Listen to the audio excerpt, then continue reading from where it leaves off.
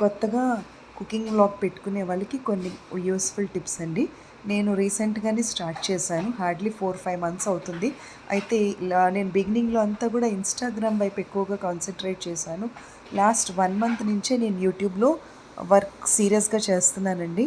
అయితే ఆహ్, ఇక్కడ నాకు 1,40,000 వ్యూస్ వచ్చాయి. ఒక 370 వరకు సబ్స్క్రైబర్స్ న్యాచురల్‌గా వచ్చారు. రెసిపీస్ నచ్చి సబ్స్క్రైబ్ చేశారు. తర్వాత వాచ్ అవర్స్ వచ్చి 600 వచ్చాయి. ఎందుకంటే నేను అసలు దీని గురించి నాకేమీ తెలియలేదండి. అండ్ యాడ్స్ రావడం మొదలుపెట్టాయి. ఈ 4 కూడా బెనిఫిట్సే.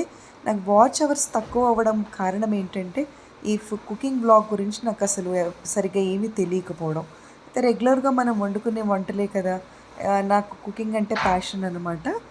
ప్రొఫెషనల్‌గా డాక్టర్. కాకపోతే నేను కుకింగ్ అంటే చాలా ఇష్టం. నాకు పీస్ ఆఫ్ మైండ్ నాకు ఆ కిచెన్‌లో నేను వండుకునే దగ్గరే దొరుకుతుంది. చాలా ప్యాషన్ నాకు. సరే సరదాగా ట్రై చేద్దామని నేను ట్రై చేశానండి.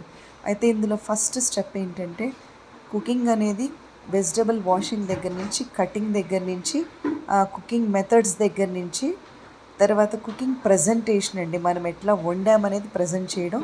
ప్రజెంట్ చేసిన దాన్ని కుకింగ్ మోటివేషన్ ఉంటుంది. ఫుడ్ మోటివేషన్ అంటే మీరు వండిన రెసిపీ బాగుందా లేదా చేతులతో కలిపి ఒకటి ఫుడ్లో ప్లేట్లో మనం వడ్డించడం అన్నా చూపించడం, లేదా వడ్డించిన దాన్ని కలిపి ఇలా స్క్రీన్లో చూపించడం. అది ఫస్ట్ మనకి ఆక్వర్డ్గా అనిపిస్తుంది కానీ అది ఫుడ్ మోటివేషన్ అంటామండి. దానికి ఎక్కువగా వ్యూస్ వస్తాయి. మనం ఎంత మంచి రెసిపీస్ చేసినా చాలా కుకింగ్ వ్లాగ్స్ ఉండడం వల్ల ఫస్ట్ మీ ఛానల్ని ఎవ్వరూ చూడరు మనం ఎంత ఎక్స్ట్రాడినరీగా చేసినా. అయితే ఈ కుకింగ్ మనం ఏది చేస్తామో అది కలిపి చూపిస్తాం చూడండి, దానికి వ్యూవర్స్ ఎక్కువగా వస్తారు. ఇది one of my best experiences. Second thing ఆనెస్ట్గా వేరే కుకింగ్ వ్లాగ్స్ చేసుకునే వాళ్ళకి ఇది హెల్ప్ అవుతుందని చెప్తున్నానండి. తర్వాత ఎప్పుడూ కూడా మన ఓన్ రెసిపీ చేసుకోవాలి.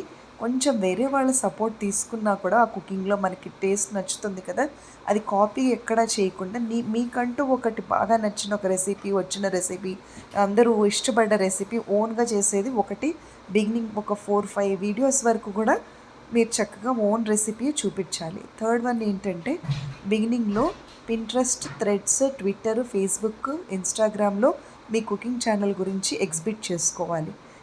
ఇక్కడ వండడం ఎంత ప్రధానమో మీరు వండిన దాన్ని ఆ ఛానల్స్ అన్నింటిలో పెట్టాలి. అందుకని బిగినింగ్లో ఏం చేయాలంటే రా సలాడ్స్ కానీ, ఫ్రూట్స్ కానీ, వెజిటబుల్స్ కానీ, లేకపోతే రైతా కానీ చిన్నవి మీరు అలిసిపోకుండా, స్ట్రెయిన్ అవ్వకుండా, లేకపోతే ఈ అటుకులు కానీ చురుమురితో బొరుగులతో కానీ అట్లా అలిసిపోకుండా కొన్ని రెసిపీస్ తీసుకొని, స్ట్రెయిన్ ఉంటుంది కొంచెం బిగినింగ్లో మనకి స్క్రీన్ అలవాటు అయ్యే వరకు, వాయిస్ అలవాటు అయ్యే వరకు, అవి అప్లోడ్ చేసే వరకు, అంటే అన్ని 6 ఛానల్స్ అప్లోడ్ చేయాలి కదండి. ఆ ఎడిటింగ్ అనేది అలవాటు అయ్యే వరకు మనకు కొంచెం స్ట్రెయిన్ ఉంటుంది.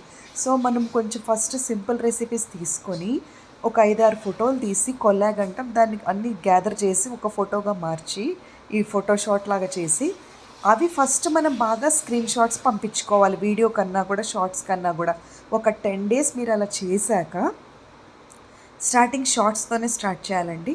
అప్పుడు ఛానల్కి అందరూ కూడా అలవాటు పడతారు. మీ ఛానల్ ఉన్నట్టుగా ఒక ఐడెంటిఫికేషన్ వస్తుంది స్టార్టింగ్ 10 డేస్. ఆ తర్వాత డైలీ ఖచ్చితంగా ఎవరు చూసినా చూడకపోయినా షార్ట్లో మీరు ఏదైతే ప్రిపేర్ చేస్తారో దాన్ని డబల్ చేసి వీడియోని అప్లోడ్ చేయడం నేర్చుకోవాలి. వీడియోలో కనుక మనం చేయకపోతే వాచ్ అవర్స్ అనేవి ఒక్కసారి పెరగవు. అయితే చాలామంది ఏమనుకుంటారంటే ఇంత లెంతీ వీడియో చూస్తారా, అసలు మన వీడియో చూస్తారా, అవన్నీ మనకు అనవసరం అండి.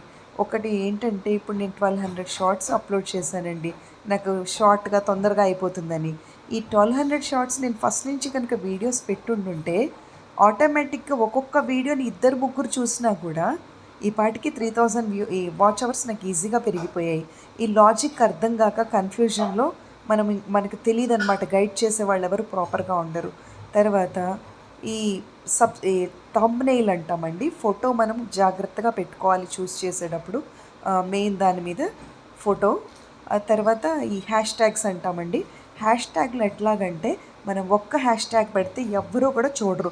ఇప్పుడు బీరకాయ పచ్చడి అని పెడతాం కదా, అలా ఒక్కటి ఉంటే ఎవరు చూడరు అనమాట. అది నాకు చాలా రీసెంట్గా తెలిసిందండి. ఒక 10, 15 నుంచి ఒక 50 వరకు కూడా పెట్టుకోవచ్చు అంట. అంత ఓపిక మనకు ఉండదు ఎడిటింగ్లో. అవి రీజనబుల్గా ఒక 10 నుంచి 15 వరకు హ్యాష్ ట్యాగ్స్ అండి. అంటే ఇప్పుడు మనం గోంగూర పచ్చడి చేసాము, గోంగూర రెసిపీస్, గోంగూర, గోంగూర పచ్చడి, గోంగూర చట్నీ అట్లా ఒక 10 రెలవెంట్‌గా ఉన్న మీరు హ్యాష్ ట్యాగ్ ఆన్ చేయగానే చాలా పేర్లొస్తాయండి. ఆ పేర్లన్నీ కలిపి ఒక 10 మీరు అప్‌లోడ్ చేస్తేనే చాలామంది మీ ఛానల్‌ని చూసే స్కోప్ ఉంటుంది. తర్వాత ఒకవేళ గనక మీరు ఇలా కనుక ప్రాపర్‌గా తెలియకుండా చేస్తే ఇందులో వ్యూవర్స్ అనేది ఫస్ట్ నేను పెట్టినప్పుడు 15 వ్యూస్, 10 వ్యూస్ వచ్చాయండి. అప్పుడు నేను అనుకునేదాన్ని 15 వ్యూస్, 10 వ్యూస్ అంటే ఆ 15 మంది నాకు చాలులే అని చెప్పి నేను స్టార్ట్ చేశాను. ఇప్పుడు నియర్లీ నాకు పర్ డే వచ్చి 3000, 4000, 5000 వ్యూస్ కూడా వస్తున్నాయండి. సో, అంత ఈజీ కాదు వ్యూవర్స్ రావడం దీంట్లో. 400, 500 వరకు వచ్చి ఆగిపోతూ ఉంటాయి జనరల్‌గా. బాగా ఎక్స్ట్రార్డినరీ అయితే 700 ఒక వీడియోకొస్తాయండి. It will take some time అనమాట. సో, ఇక్కడ ఏంటంటే వాయిస్ అనేది నేను బిగినింగ్‌లో అస్సలు యూజ్ చేయలేదు. లాస్ట్ 1 మంత్ నుంచి నేను వాయిస్ పెట్టడం మొదలుపెట్టాకే నాకు వ్యూవర్స్ తొందరగా పెరిగారు.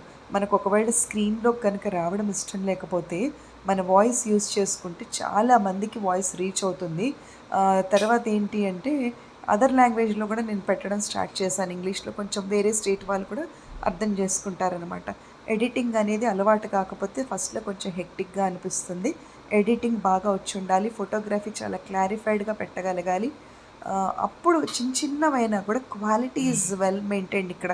అంటే మనం ఎన్ని రెసిపీస్ పెట్టామని కాదండి, ఎంత క్వాలిటీ మెయింటైన్ చేసామనేది ఇంపార్టెంట్. ఎగ్జాంపుల్ ఇప్పుడు కాకరకాయతో నేను చాలా రెసిపీస్ చూపించానండి. కానీ కాకరకాయ బజ్జీ చాలామందికి రీచ్ అయింది. అలా యూనిక్‌గా చేస్తే కాకరకాయ ఉల్లికారం బాగా నచ్చింది. ఆహ్, ఆహ్, కొన్ని మన ఓన్ ప్యాటర్న్‌లో చేసుకుంటూ వెళ్ళిపోవాలనమాట. వేరే వాళ్ళది బేస్ తీసుకున్న పాతకాలపు వంటలు కొన్ని మన అమ్మమ్మ వాళ్ళు, మన ఇంట్లో మన ఫ్యామిలీ మెంబర్స్ చేసుంటారు. అవి బాగా క్లిక్ అయినవి ఉంటాయి కదా! అలా మనకంటూ ఐడెంటిటీ క్రియేట్ చేసే రెసిపీస్ అయితేనే కుకింగ్ ఛానల్‌లో మనం విత్‌స్టాండ్ అవ్వగలుగుతామండి. లేదంటే మన టైం అనవసరంగా వేస్ట్ అవుతుంది కదా! చూడండి నెట్‌లో మనం ఉపయోగించే జీబీ కావచ్చు అంటే నెట్ అయిపోవడము, అప్‌లోడ్ చేయడము, తర్వాత ఆ ఛానల్‌ని ప్రమోట్ చేయడానికి మనం రోజు రెగ్యులర్‌గా వర్క్ చేసుకోవడము. మనం మళ్ళీ curry at the same time in టైమ్‌లో మనం దీన్ని అప్‌లోడ్ చేయడము. ఇలాంటివి చాలా ఉంటాయన్నమాట. జాగ్రత్తగా గమనించుకుంటేనే మీకు ఇన్ టైమ్‌లో దీనికి పేమెంట్ అనేది వస్తుంది. లేదంటే ఏమవుతుంది 3 నెలలు, 6 నెలలు, సంవత్సరము, 2 ఇయర్స్ కూడా కష్టపడాల్సొస్తుంది. పాపం చాలామంది ఫీమేల్స్ చిన్న పిల్లలు ఉన్నవాళ్ళు, బయట వర్క్ చేయలేని వాళ్ళు ఆన్‌లైన్‌లో వర్క్ చేసుకుంటున్నారు కాబట్టి I want to help everybody with little knowledge I have. మీకు కూడా ఏమైనా తెలిస్తే పాపం అందరికీ షేర్ చేయండి, ఉపయోగపడతాయి. And at the same time ఏంటంటే అండి ఆహ్, మనము మనం నిజంగా కిచెన్‌లో ఆడవాళ్ళమందరం గూడా ఈ చేతులు కట్ చేసుకోవడము, ఏళ్ళు కాల్చుకోవడము, లేదా నూనె చుక్కలు మీద పడడం, వంట చేసేప్పుడు చూడండి ఎంత అనుభవం ఉన్నా గూడా ఒక్కొక్కసారి పచ్చిమిర్చి మొహం మీద పేలుతుంది. తొక్కతో వేసే వెల్లుల్లిపాయ కనుక వేస్తే పట్మని మొహం మీద పేలుతుంది. ఎప్పుడు గూడా మూత లేనిదే అసలు వంట చేయకూడదండి మోస్ట్‌లీ. తర్వాత నేను ఇండక్షన్ స్టవ్ గురించి చాలా రిపీటెడ్‌గా చెప్తున్నాను. నేను గ్యాస్ స్టవ్ వదిలేసి చాలా కాలం అయిపోయింది. అంటే అందరికీ అదని కాదు. నాకు ఇండక్షన్‌లో ఎటువంటి నెగెటివ్ అనేది కనిపించలేదండి. సో, కూల్‌గా, కంఫర్టబుల్‌గా కింద కూర్చొని ప్రశాంతంగా వంట చేసుకోవచ్చు ఇండక్షన్‌లో.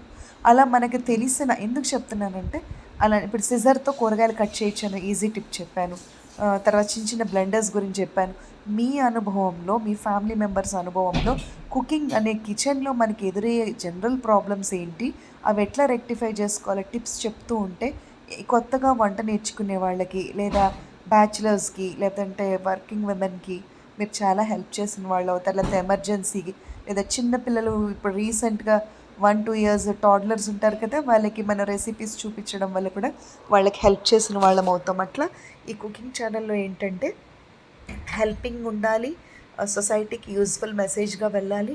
మనం ప్రెజెంటేషన్ పార్ట్ బావుండాలి. ఇవన్నీ గాకుండా కొంతమంది ఏం చేస్తారంటే వ్యూవర్స్ బాగా రావాలని ఆడియో మీద, వీడియో మీద, ఫోటోషాట్ మీద, స్క్రీన్ మీద చాలా కష్టపడతారండి. దానివల్ల ఏమవుతుందంటే ఒక్కటే ఒక వీడియో అప్‌లోడ్ చేయగలుగుతారు. ఒక్క షాట్, ఒక్క వీడియో వల్ల పర్ డే వచ్చి ఒక 400, 500 వ్యూస్ మాక్సిమం వస్తాయండి. అది కూడా చాలా రోజుల తర్వాత. అలా వస్తే మీకు 3 మంత్స్ ఈజీగా దాంట్లో అసలు మీరు లాస్ అయిపోతారు. టైం లాస్ అయిపోతారు. ఎందుకంటే ఇప్పుడు బయట మనం ఎక్కడ వర్క్ చేసుకున్నా కనీసం మనం ఎఫర్ట్ పెట్టిన దానికి మంత్లీ పేమెంట్ అనేది బిగినింగ్‌లో ఉంటుంది. ఇక్కడేంటంటే 5, 6 మంత్స్, 1 ఇయర్ కావచ్చు. వారు వెంటనే కొంతమందికి మనీ రాదు దీంట్లో. కొంచెం లాంగర్ డ్యూరేషన్‌లో ఎక్కువ ప్లస్ అవుతుంది. చాలామంది బెనిఫిట్ అయ్యారు. కానీ ఎళ్ళే దారి అప్రోచ్ కనుక మనకి కరెక్ట్‌గా గైడ్‌లైన్స్ లేకపోతే విలువైన సమయం వేస్ట్ అయిపోతుంది. ఎందుకంటే చాలామంది ఫీమేల్స్ బాగా వంటొచ్చిన వాళ్ళే కుకింగ్ వ్లాగ్ ఓపెన్ చేసుకుంటారండి అన్‌డౌటెడ్‌లీ. లేదా బాగా తినడానికి ఇష్టపడి మంచి మంచి ఫ్లేవర్స్‌ని ఇష్టపడే వాళ్ళే కుకింగ్ వ్లాగ్స్ ఓపెన్ చేసుకుంటారు కదా పాపం. అయితే వాళ్ళకి కనుక ఈ చిన్న చిన్న టిప్స్ తెలియకపోతే ఇది యూట్యూబ్‌లో వర్క్ చేసే వాళ్ళకి ఆ పెయిన్స్ అండ్ గెయిన్స్ తెలుస్తాయన్నమాట. ప్లీజ్